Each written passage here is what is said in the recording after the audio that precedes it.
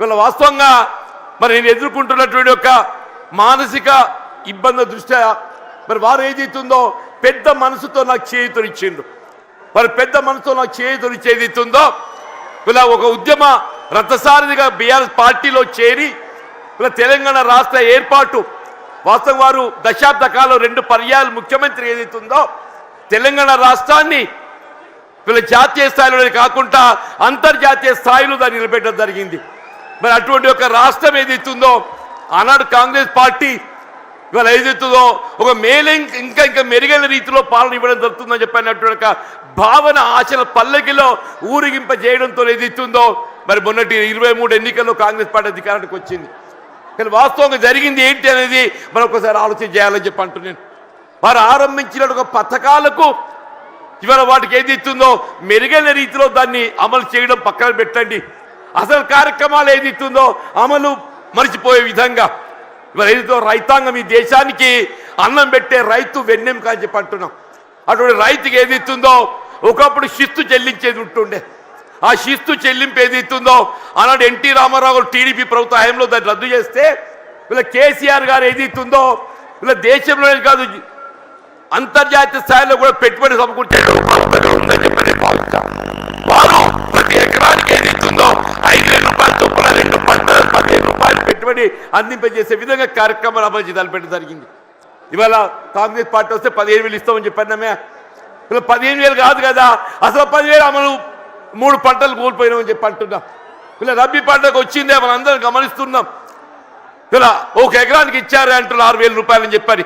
ఇలా 2వ పంట కేసీఆర్ గారు ఇలా జగిత్యాల పట్టణాలకు వస్తుందని చెప్పని ఇలా ఏదైతే 2వ ఎకరా కూడా మేము ఇస్తామని చెప్పని మళ్ళీ ప్రకటన చేయడం జరిగిందని చెప్పి అంటున్నాం. మనం ఏ కార్యక్రమాన్ని తీసుకున్నా చెప్పంటున్నాను నేను.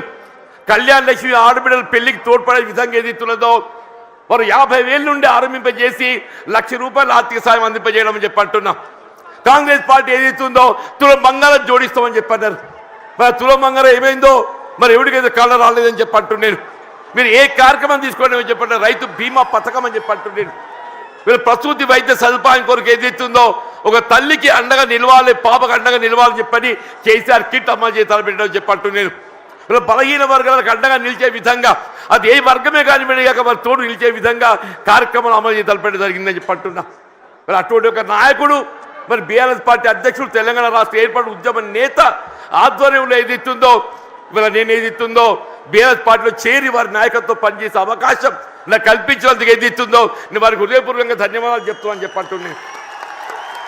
మరి ఏదైతుందో వాస్తవంగా ఇవాళ వేదిక చూస్తుంటే మా మిత్రుడు రమణ గారు గతంలో ఈ ప్రాంతాన్ని ప్రాతినిధ్యం వహించిన శాసనసభ్యుడిగా పార్లమెంట్ సభ్యుడిగా ఎంపికైండు, శాసన మండలి సభ్యుడిగా కొనసాగుతుండు. ఇలా వారితో కలిసి పనిచేసేట ఒక ప్రయాణం చేసే అవకాశం నాకు లభించాలని చెప్పి అంటున్నాం. సోదరి దావ వసంత గారు వీళ్ళ జగిత్యాల జిల్లా మొట్టమొదటి జిల్లా ప్రజా పరిషత్ అధ్యక్షురాలిగా ఈ ప్రాంతానికి సేవలు అందించిందని చెప్పి అంటున్నా. మా మిత్రుడు గంగుల కమలాకర్ గారు గతంలో మంత్రివర్గిగా కరీంనగర్ శాసనసభ్యుడిగా సేవలు అందించిందని చెప్పి అంటున్నాం. మా సోదరుడు కౌశిక్ రెడ్డి గారు అని చెప్పి అంటున్నాను. మా మిత్రుడు విద్యాసాగరరావు గారి యొక్క తనయుడు సంజయ్, విద్యాసాగరరావు గారి తనయుడు సంజయ్. మరి సంజయ్ అంటే వేరే అనుకునేదని చెప్పంటున్నా. ఆయన ఈ సంజయ్ వేరు. ఈ సంజయ్ ఏదైతుందో అకుంఠిత దీక్షతో ప్రజాసేవ చేయాలనే సంకల్పంతో కేసీఆర్ నాయకత్వం కొనసాగుతున్నట్టు మా మిత్రుడు విద్యాసాగరరావు గారి తనయుడు అని చెప్పి అంటున్నాం. వీళ్ళ జిల్లా బీఆర్ఎస్ పార్టీ అధ్యక్షుడు విద్యాసాగరరావు గారు మనందరినీ సమన్వయం చేస్తాను ముందుకు వచ్చినటువంటి ఒక సోదరుడు పల్లా రాజేశ్వరరెడ్డి గారు, ఇక వేదికపై ఉన్నటువంటి ఒక శాసన మండలి సభ్యులు, ఇవాళ ఇంకా ఇతర మిత్రులు అందరూ కూడా అందరికీ నేను చేతులెత్తి నమస్కరిస్తానని చెప్పి అంటున్నాను. ఇంతకాలం ఏదైతుందో వాస్తవంగా కేసీఆర్ గారు అంటే నా మొదటి నుండి గౌరవం, ఇద్దరికి వ్యక్తిగతంగా అనుబంధం ఉందని చెప్పి అంటున్నా. మేము ఏదైతుందో విద్యార్థి దశ నుండి మేము కలిసి ప్రయాణం చేసినటువంటి వాళ్ళం. వీళ్ళ భిన్న అభిప్రాయాలు, భిన్న రాజకీయ పార్టీలు మరి వేదిక ఏదైతుందో మరి కలిసి ప్రయాణం చేయలేకపోయినా కానీ ఇలా అభివృద్ధిలో ఏదైతుందో వారు 2014 తెలంగాణ రాష్ట్రం ఏర్పాటు అయినాడు ఏదైతుందో నేను శాసనసభ్యులు గెలిచానని చెప్పంటున్నా. నాపై గౌరవంతో నాకు ఇప్పటికి గుర్తు చేస్తున్నాను మీకు. అన్న బోర్లపల్లి వంతెన అని చెప్పంటున్నాను. గోదావరి నదిపై వంతెన